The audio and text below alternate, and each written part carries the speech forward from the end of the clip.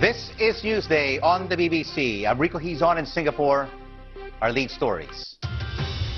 It is the biggest mass expulsion of Russian diplomats since the end of the Cold War. Australia, the latest of more than 20 countries to send officials home. Investigators looking into the cause of a deadly fire in a shopping center in Siberia say the alarm system was switched off and fire exits blocked. I'm Sharonjit Lail in London, also on the programme. The crisis in cricket. What next for Australia in the ball tampering row?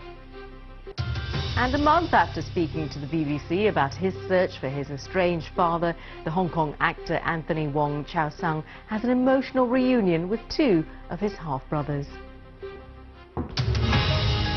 Live from our studios in London and Singapore. This is BBC World News.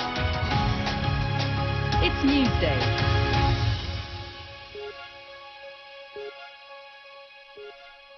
Glad you could join us. It's 8 in the morning here in Singapore, 1 a.m. in London.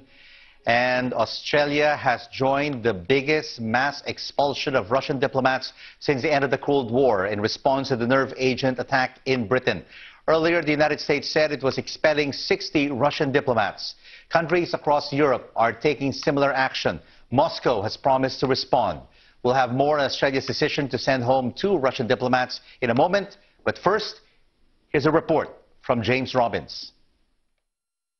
Sometimes size really does matter. And this diplomatic action against Russia by Western democracies is unprecedented in its scale. On their own, the American expulsions are remarkable. 60 Russians being ordered out by the White House, a new record in the post-Cold War world. France, Germany and Poland, each kicking 4 Russians out, top the list of European government action. More than half all EU states are expelling, backing Britain with action, not just words. NATO ally Canada is also clearing out some Russians, as is one of President Putin's largest victims, Ukraine, and the list may get longer. The Prime Minister could hardly have hoped for more. She told the Commons it was the largest collective expulsion of Russian intelligence officers in history. I have found great solidarity from our friends and partners in the EU, North America, NATO and beyond over the past 3 weeks as we have confronted the aftermath of the Salisbury incident. And together we have sent a message that we will not tolerate Russia's continued attempts to flout international law and undermine our values. 3 weeks after the Salisbury attack, as the investigation goes on and warnings to those who were in the area at the time remain in place, the diplomatic heat on President Putin is being turned up again. In Brussels, the President of the European Council, Donald Tusk, said today's EU action could even be extended quite quickly. Additional measures, including further expulsions within the common EU framework, are not to be excluded in the coming days and weeks. Today's action has its roots in years of alleged Russian misbehavior. From President Putin's annexation of Crimea, judged illegal by most of the outside world, through armed intervention in eastern Ukraine to destabilize the country, to accusations of Kremlin fingerprints on a catalogue of cyber attacks against the West, combined with abuse of social media and plots to undermine elections and democracy in Europe and the United States. Russia's immediate reaction? What the United States of America are doing today is destroying what little remains in terms of Russian-American relations. I'd like to add that the entire responsibility for the consequences of that destruction lies on America. Tonight I asked the Foreign Secretary why so many countries had been willing to act together. The reason why you've seen this outpouring of revulsion at what Russia has done is because so many other countries in the last 10 years have now experienced provocations of one kind or another. They've had disruption of their elections, cyber warfare, all kinds of Russian aggression and malign behavior. Are you braced for whatever retaliation Russia chooses? They might go, mightn't they, to cyber warfare? Well, let's be very clear. It's not just we who are obviously braced, and we have every possible protection and precaution that we've taken, but it's our friends and partners, knowing that they probably will face now some kind of retaliation from Russia. And that for me is all the more impressive, that they've chosen to do it nonetheless. Moscow is sticking with denial. Russian retaliation is inevitable. The crisis triggered by attempted murder in Salisbury continues to grow at a startling pace. James Robbins, BBC News. Since James filed that report, Australia has become the latest country to announce it is expelling Russian diplomats. Canberra says it will ask 2 Russians to leave. For more on this development, let's cross over now live to Sydney, and we're joined by the BBC's Howell Griffith. And Howell, the Prime Minister used some strong language to describe Russia's behavior.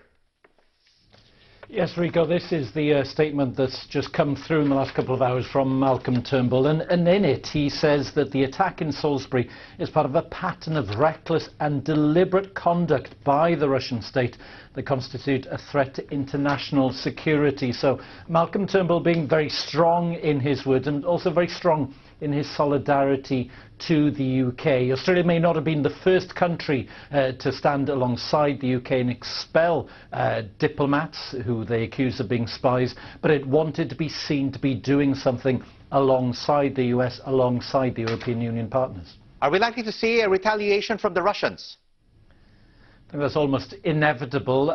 Russia doesn't have a big trading relationship with Australia, but of course it has diplomats here, and Australia has diplomats in Moscow, so they will probably now be waiting instructions and potentially think that 2 may be sent home to Australia in return. Russia has said that it will deal with each country individually, but ahead of today's expulsion, the Russian ambassador here in Australia warned that Russia would take any action very seriously, and there would be probably retaliatory measures. And as the story develops, Howell, Australia has already been strengthening its laws on espionage. Yeah, there's been a lot of attention here in Australia, mostly about the suggestion of Chinese influence in Australian politics and Australian business. But the government, trying to build up its anti-espionage and security laws, has also looked at the threat from Russia. And within that, not just the physical presence of people it accuses of being spies on Australian soil, but also the digital and cyber security threat. So I think we will hear more, maybe in the coming weeks and months, from the Australian government of the potential threat from Russia. It has had sanctions in place against Russia since 2014 over its actions in the Ukraine, but I think increasingly the focus will turn to Russian actions in Australia, as well, of course, the attention on alleged Chinese spies here. An unfolding story. Thank you so much for the update. Howell Griffiths in Sydney. Well, also making news today, the Myanmar government official in charge of resettling refugees who fled the country has told the BBC that all of them can return so long as they have evidence to prove they once lived there. Around 600,000 people from the mainly Muslim Rohingya minority have fled Rakhine State since last August. Most currently live in huge refugee camps in Bangladesh. We are ready to accept anyone that left and have left Myanmar. Of course, they would have to provide evidence that they had lived in Myanmar. That is all we ask. Evidence in terms of household list, evidence in terms of visit to hospitals, evidence even like a cash voucher from a store. The Indian Prime Minister Narendra Modi has been criticised after reports that his official mobile app, downloaded by millions of people, automatically sends personal user data to a US company without the user's consent. The governing BJP has denied that the information went to a third party. The US Federal Trade Commission has confirmed it's investigating Facebook's privacy policies after revelations that a political consulting company, Cambridge Analytica, had been given access to users' personal data. Facebook, which was subject to an FTC inquiry in 2011, said it welcomed the opportunity to answer the regulator's questions. Malaysia has proposed making it a criminal offence to publish fake news. Offenders could face up to 10 years in prison. Opposition groups say the government is trying to silence debate about a corruption scandal involving the Prime Minister Najib Razak ahead of a general election. The proposed legislation defines fake news as any report, information or data that is wholly or partially false. Now, scientists say they've discovered the main reason why whales are so big. It's apparently because they retain body heat in chilly ocean waters. A US study found that once land mammals take to the water, they evolve very quickly to a larger size. More than 60 people, many of them children, have died in a large fire at a busy shopping center in Siberia. Emergency services in Russia say they're struggling to recover bodies from inside the complex in the industrial city of Kemerovo. Investigators say fire exits were blocked and the alarm system had been turned off, as Sarah Rainsford reports. It was a children's play area on a busy Sunday afternoon. And then this. A security camera caught the moment fire tore through, and then smoke. There was no emergency alarm here. On the floors below, confused crowds made for the exit. The woman filming describes how she was up in the cinema when the fire broke out. There was panic, she says, children screaming. It's a nightmare. Rescuers battled the blaze for hours, but this fire was fierce and vast. And now officials say emergency exits inside were locked, trapping dozens. Some fled to the roof, others jumped for their lives through the choking smoke. There were queues today to donate blood for the injured from locals who just wanted the help. This girl says her friends were at the mall and their children are still missing. People have been scouring lists at hospitals all day looking for relatives. Dmitry can't find his 5-year-old daughter or his son. Igor should be 10 in April, he says. When my wife called, she said, "Dima, help us, we're suffocating," and I could hear the children crying. Most of the victims here were children. So, as this city mourns, it also has many angry questions. Sarah Rainsford, BBC News, Moscow. Now, officials from Australia's cricket governing body are in Cape Town to start their investigation into what exactly went on when members of the Australian side tampered with the ball during the third test against South Africa. Australia's captain Steve Smith has stepped down as the skipper of an Indian Premier League cricket team after admitting his part in the scandal. Sponsors are now expressing their disappointment over this. From Cape Town, our sports editor Dan Rowan reports. The inquest had begun. Australian cricket investigators arriving at the team's Cape Town hotel this morning, sent here to get to the bottom of a scandal that stunned the sport. A warm welcome from spinner Nathan Lyon, one of those potentially implicated, but the next 24 hours could be painful for both and management. Australia's plan to get junior batsman Cameron Bancroft to deliberately tamper with the ball using sticky tape in the match against South Africa quickly unravelled in the full glare of the TV cameras. The man known as the voice of Australian cricket today telling me just how much damage had been done by his compatriots. I felt as it settled into my brain overnight, a sense of sort of outrage that they should dare to perpetrate such a crime on the field. This was so blatant and, okay, a little bit premeditated as well. So I think that's what sticks in the craw of most Australian fans. Australian captain Steve Smith confessed to the plot and has been suspended for one match, but his long-term position now looks untenable. The batsman today stepping aside as captain of Rajasthan Royals, his Indian Premier League team. Be very difficult for him to continue as captain of Australia. Sadly, you know, he's been a fine captain for Australia. The cheating that occurred here at Newlands on Saturday afternoon will go down as one of the most infamous episodes in cricket's history. A scandal that has shocked a sport and shamed a nation, and the full repercussions will soon become clear.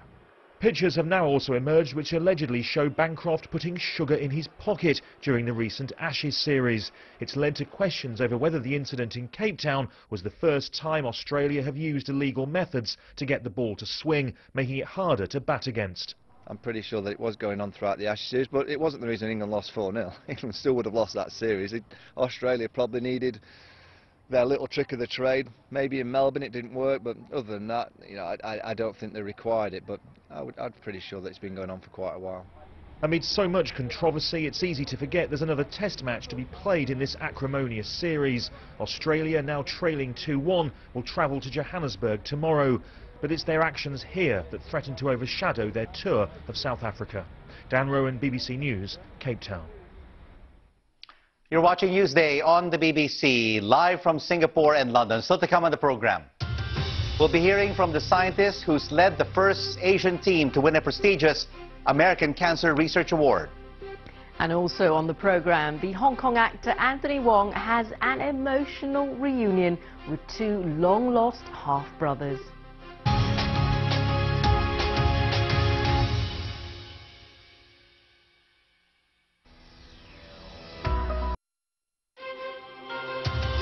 This is Newsday on the BBC. Glad you're staying with us. I'm Rico Hizon in Singapore. And I'm Sharon Jiklail in London. Our top stories: Australia has joined the United States, Canada and countries across Europe to order the largest concerted expulsion of Russian diplomats since the end of the Cold War. Australian cricket's governing body is investigating the ball tampering scandal and says it hopes to share results over the next 24 hours. Let's now take a look at some of the front pages from around the world, and we start off with the China Daily, and it reports President Xi Jinping writing to Russian President Vladimir Putin to express his condolences over the fire in the Siberian city of Kemerovo. The paper says Mr. Xi mourned the dead on behalf of the Chinese government and expressed sympathy to the bereaved families and the injured. Let's turn the page now and focus on the Singapore Straits Times, and it is reporting on a story that the ride-hailing company Grab is acquiring rival Uber's Southeast Asian operations. But the Times says that it will not be allowed a monopoly on Singapore's roads. Regulators will step in if they see competition being eroded. And finally, we have the international edition of the Japan Times, and it reports on the cherry blossom season in Tokyo. A beautiful front page picture shows how local people are taking part in Hanami, and that is blossom viewing around the Imperial Palace in the capital. From papers to trending, and it's all about Stormy and Trump, Sharon. That's right, stormy times indeed, Rico. The adult film actress Stormy Daniels, of course, suing Donald Trump's lawyer for defamation, it's been revealed, and that's after he denied that the president had an affair with her in 2006. Now, Ms. Daniels also says she was threatened and intimidated to keep quiet about the sexual relationship she says she had with Donald Trump. Ms. Daniels said in a televised interview that she'd had sex with Donald Trump on a single occasion at his hotel after a celebrity golf tournament in 2006. Of course, the president has denied the claims. For the first time, an Asian team of cancer researchers have won the prestigious American Association for Cancer Research Team Science Award. The international team, led by Singaporean scientists, have focused their research on common cancers in Asia that are less studied in the West. But with Asia contributing to over half of all cancer deaths around the world, such cancers constitute a major global healthcare burden. Earlier, I caught up with Professor Patrick Tan from Duke NUS Medical School, who is the leader of the team that got the award. I began by asking him to tell us more about his research into cancers that are found more in Asian nations than in the West. Well, when we started this program 10 years ago, we realized that there were several cancers that were seen in Asian countries that were not seen in the West, which were very poorly understood. So these included stomach cancers, liver cancers, And in certain countries like the northeast of Thailand, bile duct cancers and certain types of kidney cancers in Taiwan. So we what put have you together a found, doctor, in your research about these cancers? Well, one common theme that links all of these cancers in Asia is that they are caused by very specific environmental exposures. So, for instance, stomach cancers can be caused by bacterial infection. The bile duct cancers in Taiwan, in Thailand, are caused by a liver fluke, a parasite that lives in the fresh water. And in Taiwan, the kidney cancers are caused by exposure to aristolochic acid, a constituent in certain herbal medicines. Stomach, liver, kidney, and other cancers only found in Asia. Why are they generally overlooked, Dr. Tan, by researchers globally? Well, I think in general that these cancers, because they've been rarely seen in the West, have traditionally not been focused on by Western scientists. But in Asia, and as you said, that in Asia there are many cancer cases, it's our obligation to study these cancers. And I think that now we've acquired the knowledge, the expertise to be able to understand these cancers better and to contribute to a worldwide knowledge of cancer. And that was Professor Patrick Tan from Duke NUS Medical School speaking to me earlier. And now, Sharon, you'll be sharing with us a lovely brotherhood story for us. That's right, Rico, and it is such a lovely story because just last month here on Newsday, I remember I was telling you about Hong Kong actor Anthony Wong Chow Sung. He spoke to the BBC team in Hong Kong. He talked about having no contact with his British father since he was a child, except for the odd letter. But the BBC's report that went on last month on his mission to find out more about his father led to an unexpected meeting with two long-lost half-brothers. This is that heartwarming story.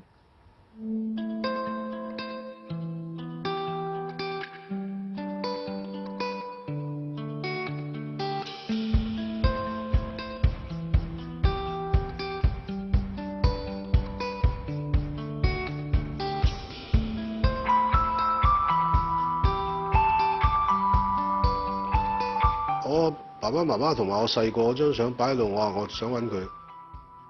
I'm John Perry and this is my brother David. We live in Australia. There was a picture in that report showing my father holding Anthony as a baby with Anthony's mother. We were quite amazed about the whole thing.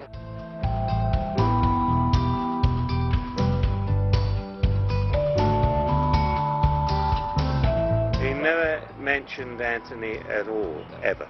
We had no idea. We don't know why. We don't know why. He might have been embarrassed about it, I don't know. He might have thought we would get upset. After picking myself off the floor, we talked about it, and then we decided we'd better come over and see him. 好開心啊！點會發生喺我身上啊 ？Amazing, impossible, miracle！ 一雷劈咁，你反應唔過嚟㗎，你淨係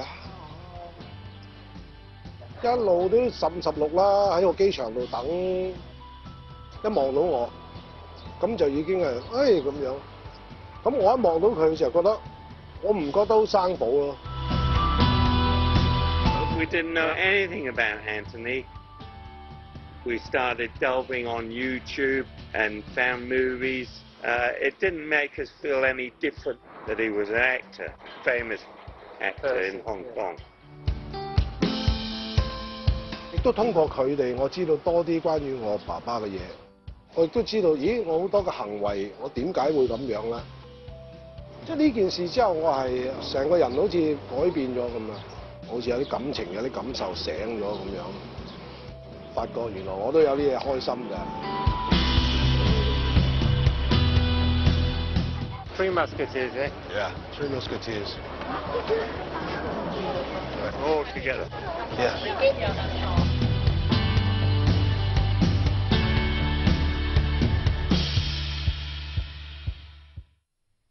A lovely brotherly reunion. And you've been watching Newsday on the BBC. I'm Rico, he's on in Singapore. Stay with us. We'll take you to India to find out why farmers have been protesting and why forgiving their debts has not been easy. And before we go, let's take a look at these pictures. This sleepy neighborhood in California had an unexpected visitor in the shape of a mountain lion. Now, the animal was discovered roaming the neighborhood early in the morning on Monday. Officials warned neighbors to stay inside until they could subdue the animal. Mountain lions usually hunt deer, though this one probably took a wrong turn. The animal, though, was tranquilized and taken away, much to the relief of those residents. That's it for Newsday. Thanks for watching.